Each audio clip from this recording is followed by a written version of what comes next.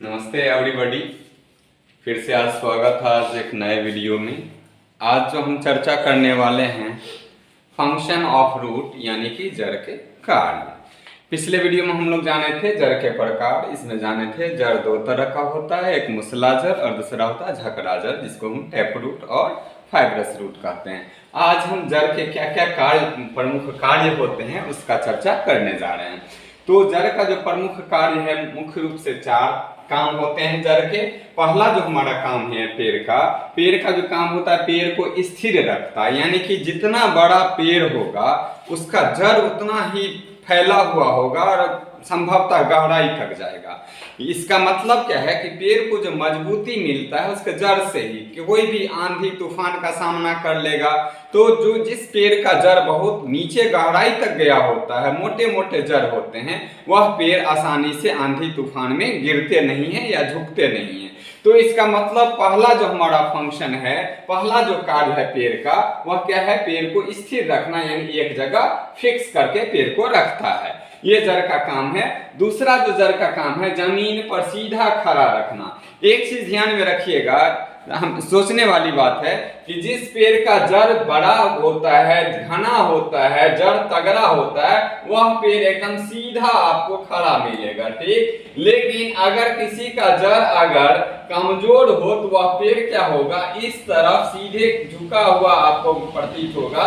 या झुका हुआ पेड़ का झुकने का वजह क्या होता है? तो मामूली हवा का झोंका या आंधी तूफान ये बर्दाश्त नहीं कर पाते हैं और ये पेड़ क्या होता है तो नीचे की ओर झुक जाते हैं। इस प्रकार से हम कह सकते हैं कि पेड़ को सीधा रखने में, किसी पेड़ को सीधा रखने में जड़ का बहुत बड़ा योगदान होता है। तो पहला फंक्शन यानी कि पहला कार्य हम जाने, ये जड़ को क्या करता है? ये फिक्स रखता है यानी स्थिर रखता है। दूसरा काम क्या होता है? जमीन पर इसको सीधा खड़ा रखने में मदद करता है। तीसरा जो सबसे महत्वपूर्ण है वह तीसरा, इसको बड़ी ध्यान पूर्वक सुनिएगा, समझने का कोशिश कीजिएगा। तीसरा क्या होता है? पानी और खनिज लवण का ये एब्जॉर्ब करके, खनिज और पानी को ये एब्जॉर्ब करके ये पत्ती तक पहुंचाने का काम करते हैं। आगे हम जानेंगे कैसे पौधे अपना खाना बनाते हैं। भोजन बनाने का जो प्रोसेस होता है उसको हम कहते हैं फोटोसिंथेसिस, यानी कि हिंदी में कहते हैं उसका प्रकाश संश्लेषण। हम अगले वीडियो में प्रकाश संश्लेषण पर भी विस्तार से चर्चा करेंगे।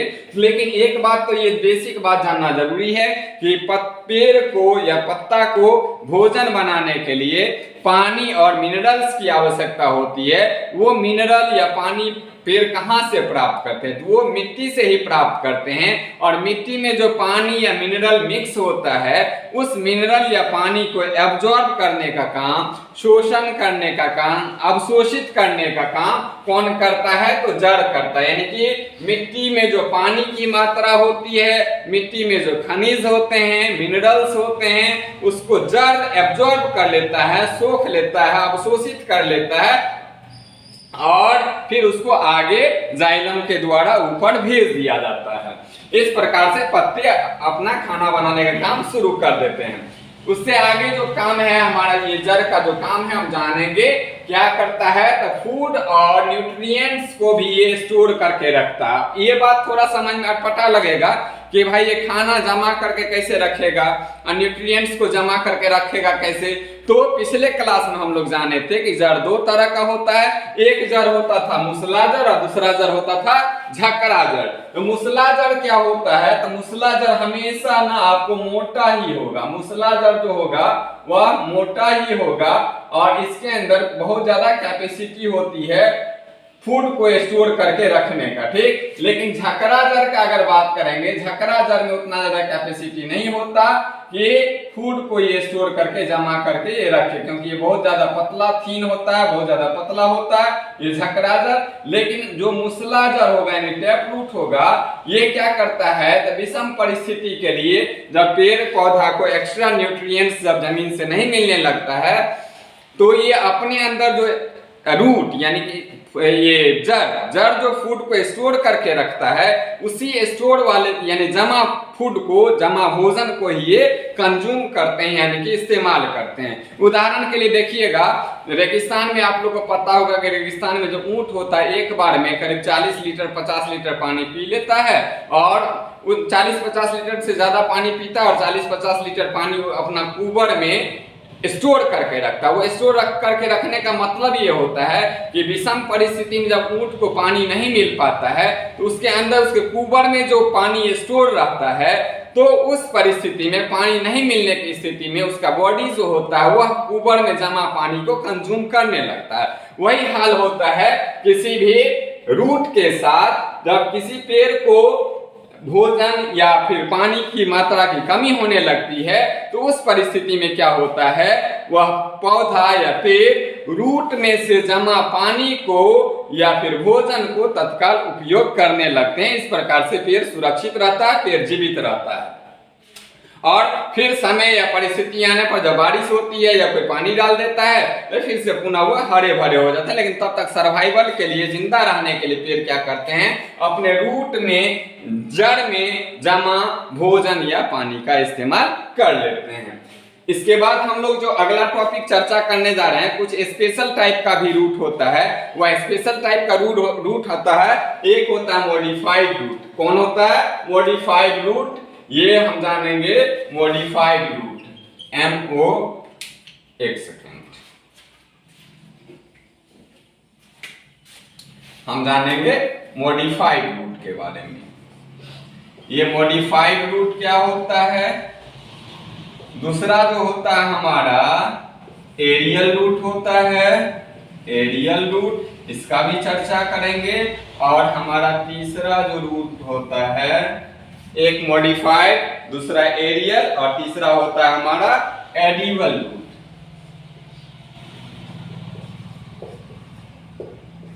Edible root. अब इस तीन रूट का चर्चा करेंगे। मॉडिफाइड रूट मीन्स क्या होता है? रूपांतरित। मॉडिफाइड मतलब रूपांतरित, इसको हम रूपांतरित जड़ कहेंगे। एरियल रूट मतलब होता है वायवीय, जो हवा में रहता हो। और तीसरा होता है एडिबल रूट। तो मॉडिफाइड और एडिबल का जो उदाहरण होगा, मॉडिफाइड और एडिबल जो होगा, इसका उदाहरण हमारा होगा क्या क्या चीज होगा? मॉडिफाइड का उदाहरण होगा मूली, उसके बाद होता है गाजर, गाजर के बाद होता है चुकंदर के बाद एक और होता है जिसको हम लोग कहते हैं शकरकंद।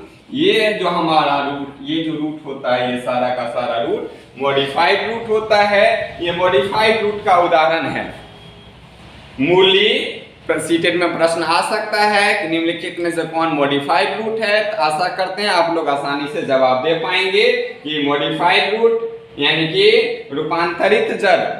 मॉडिफाइड रूट मतलब रूपांतरित जड़ का उदाहरण है मूली, गाजर और चुकंदर के बाद हम शकरकंद, जिसको हम लोग स्वीट पोटैटो भी कहते हैं। स्वीट पोटैटो को शकरकंद कहा जाता है।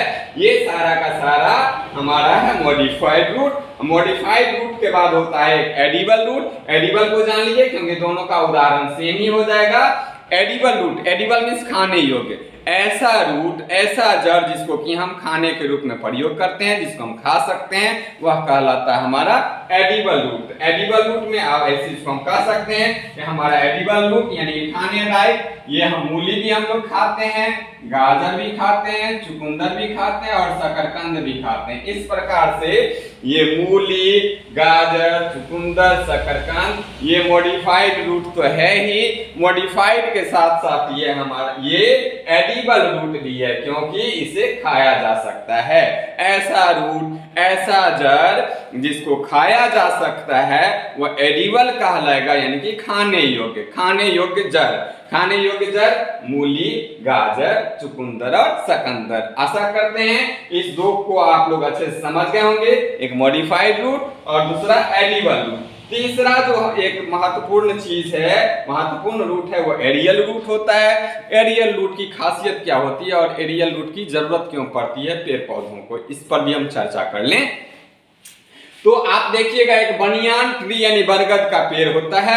बरगद का जो पेड़ होगा एक विशाल पेड़ होता है। बरगद का पेड़ क्या होता है, ज्यादातर विशाल होता है, और उस विशाल पेड़ को क्या करना होता है, ज्यादा न्यूट्रिएंट्स की आवश्यकता होती है। एक बरगद का हम छोटा सा पेड़ बना लेते हैं, उदाहरण द्वारा आप लोग आसानी से समझ जाएंगे। ये हमारा बरगद का पेड़, ठीक है, ये हमारा विशाल बरगद का पेड़ है।